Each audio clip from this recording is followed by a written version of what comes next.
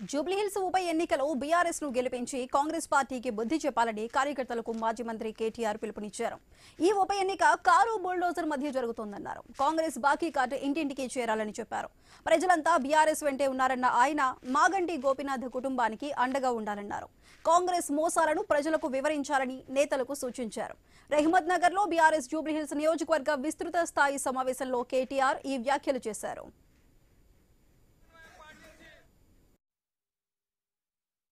కాంగ్రెస్ ఒక్కొక్క వర్గానికి ఎంతెంత బాకీ పడ్డది, ఈ బాకీ కార్డు విషయంలో ఇంటింటికి గుండె గుండెకు మనిషి మనిషికి వాస్తవాలు చెప్పాలి. ఏం చెప్పిండ్రు కాంగ్రెస్ వాళ్ళు? పెద్ద మనుషులుంటే ఇంట్లో ఒక పెద్ద మనిషి పెన్షన్ పొందే పెద్ద మనిషి ఉంటే, ఒక అయ్య ఉంటే ముసలయ్య ఉంటే ఆయనకు 4,000 ఇస్తాం, ముసలమ్మ ఉంటే ముసలమ్మకు కూడా 4,000 ఇస్తాం.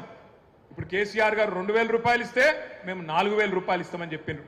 నెలకు 2,000 రూపాయల చొప్పున ఎలక్షన్ జరిగే నాటికి కాంగ్రెస్ పార్టీ రేవంత్ రెడ్డి ఒక్కొక్క ముసలమ్మకు ఒక్కొక్క ముసలయ్యకు బాకీ ఉన్నది 48,000 రూపాయలు అనే మాట నేను మీకు గుర్తు చేస్తా ఉన్నా. 18 ఏళ్లు నిండిన ఆడబిడ్డలందరికీ రాష్ట్రంలో ఉండే 1,67,00,000 మంది ఆడబిడ్డలకు నెలకు 2,500 రూపాయలు కాంగ్రెస్ అధికారంలోకి రాగానే 100 రోజుల లోపలనే మా గ్యారంటీ ఇగో మేము ఇస్తామన్నారు. మీ ఒక్కొక్కలకు ఇంతింత బాకీ ఉన్నారు. మహిళలకు 50,000 బాకీ ఉన్నారు, ముసలోళ్లకు 48,000 బాకీ ఉన్నారు.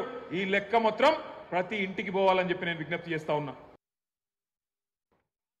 కాంగ్రెస్ ది ప్రజాపాలన కాదు, కమిషన్ల పాలనని మాజీ మంత్రి హరీష్ రావు ఆరోపించారు. కాంగ్రెస్ పాలనలో ఏ పని జరగాలన్నా కమిషన్ ఇవ్వాల్సిందే అన్నారు. రాష్ట్రాన్ని అవినీతిమయంగా మార్చారని మండిపడ్డారు. హైడ్రా పేరుతో పేదోళ్ల ఇండ్లను కూల్చేస్తున్నారని అన్నారు. బీసీ రిజర్వేషన్ల పేరుతో నాటకాలాడి మోసం చేశారని హరీష్ రావు విమర్శించారు. బీఆర్ఎస్ గెలుపుతో కాంగ్రెస్ పార్టీకి వణుకు పుట్టాలన్నారు. కాంగ్రెస్ ను ఓడిస్తే 6 గ్యారంటీలు అమలవుతాయని ఆయన చెప్పారు.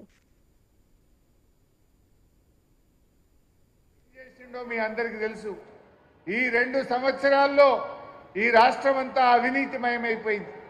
ఆనాడు కేసీఆర్ గారు ఈ రాష్ట్రాన్ని దేశంలో ఆదర్శ రాష్ట్రంగా కేసీఆర్ గారు తయారు చేస్తే, ఈరోజు రేవంత్ రెడ్డి ప్రభుత్వం దేశంలో అత్యంత అవినీతి రాష్ట్రం ఇవాళ తెలంగాణను తయారు చేసిండు.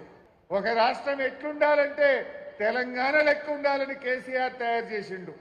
ఒక రాష్ట్రం ఎట్లా ఉండకూడదు, ఒక ముఖ్యమంత్రి ఏ రకంగా ఉండకూడదు అంటే అది రేవంత్ రెడ్డి లెక్క ఉండకూడదు అని చెప్పి ఇవాళ దేశం మాట్లాడుకునే పరిస్థితి.